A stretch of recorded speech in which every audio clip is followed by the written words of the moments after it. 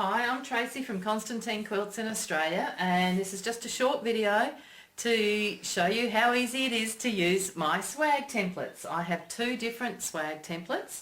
First of all, I have what I call my 5-inch swag template, and what that means is that when you stitch out your swags, it is 5 inches between each swag. The 5-inch swag template has 6 different depths, which then of course gives you multiple design choices.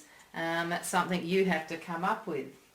The other swag template is called an 8-inch swag template with only 4 different depths to it. And again, that means that it's 8 inches between this point and that point as you're doing your swags. With this quilt today, we're going to be using the 8-inch swag template, which has the 4 different depths, and I'll be stitching all 4 different depths. And the beauty of these is that it is a no mass application. You don't have to panic on having a border that will fit exactly 8-inch swags along it. The first thing I always do when I have a border in front of me is ditch the seam line to keep it nice and firm. The second thing is using a measuring tape. I will measure that border and find my centre point, and using a straight ruler and some simple school chalk mark my halfway point. Same with the corner applications, always put in your corner diagonal just using a straight ruler. Then the next trusty thing is your calculator. You have measured your border, and this one happened to be 51.5 inches long. You will always get different size borders, and this way you don't have to panic about it. I've chosen the 8-inch swag, and to find out how many swags will fit in that border, you simply divide it using the calculator. And in this case, 6/8 are 48, so we could get 6 swags along this border between the 2 corners.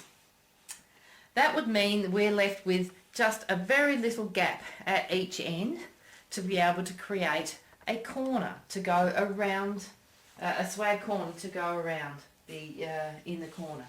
Personally, I like a little bit more space than that, so I've decided I'm only going to put 5 swags in this border so I can have a bigger gap at each end to create a nice corner.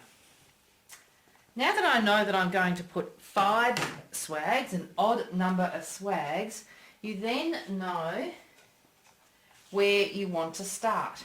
If it's an odd number, on your swag ruler, by the way, I have actually marked my scored centre lines down here, and in this way I know then that I can line it up with that chalked line, and I line up the flat edges of each end of the swag template, which you can see here, there's a flat edge along the seam line, so that these swags are going to be sitting right on the seam line. When you're using the larger size templates, you definitely need an extended base on your machine so that you've got some support to hold your template. I've lined up my scored lines with the centre, and now I will bring up my thread,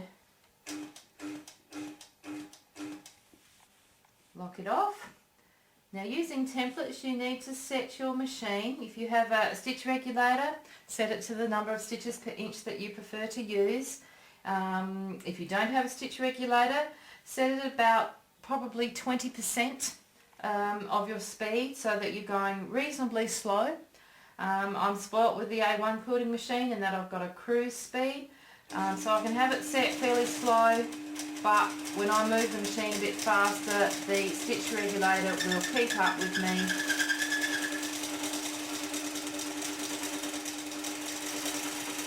and maintain the stitch length. Pause right in that seam line. If you feel more comfortable, you can have the needle set to the down position so you can't drift your machine anywhere. Now, if you've noticed, I've just continued along this template and doing the deepest swag.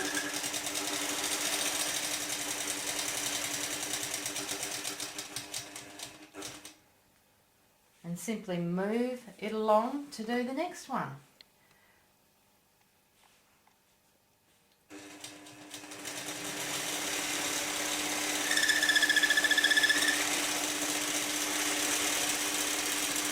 Now that's where I'm going to end, because I can't fit another swag into the corner, but I'm going to go back the other way now. The whole point of this is that you can create multiple depth swags very simply and easily with only one stop and start. Now here my eye is on where I want that swag to finish, right there on the seam line, so that I can adjust that template if I need to, if I've moved it at all, but you can still get the stitching perfect.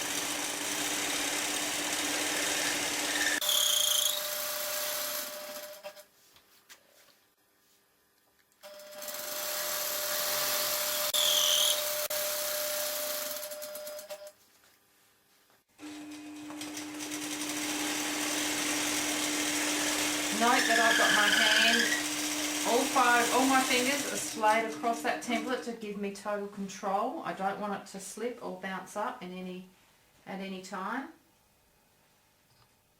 If you ever feel as though you're out of control, always stop and reposition yourself so that you are maintaining control. Now I've gone as far as I can the other direction, and then I'm going to come back again.